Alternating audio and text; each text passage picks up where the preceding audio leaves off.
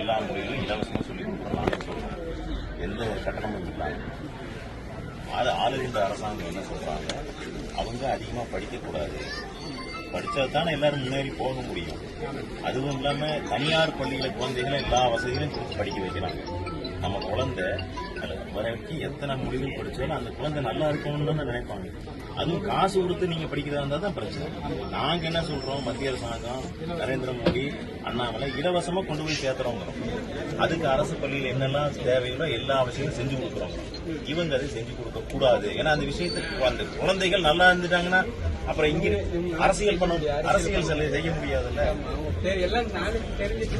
அவ்வளவுதான் உங்களுக்கு தெரிய விஷயம். நாலேஜே வரக்கூடாது, அவ்வளவுதான். இவ்வளவுதான் விஷயம். இதை கொண்டு போய் சேர்த்தணுங்கிறத எங்களோட பணிங்க. இன்னைக்கு அரசு கூட்டமெல்லாம் போட்டிருக்கிறாங்க. நாங்க எல்லா வீடுகளுக்கும் கொண்டு போய் சேர்த்துருக்கோம். நம்ம குழந்தைகள் படிக்கணும். நீங்க உங்க ஆதரவு கொடுங்க. எல்லாத்திட்டையும் கையெழுத்து வாங்கிட்டு இருக்கிறோம். நீங்க அட்ரஸ் கொடுத்தீங்க, நம்பர் கொடுங்க.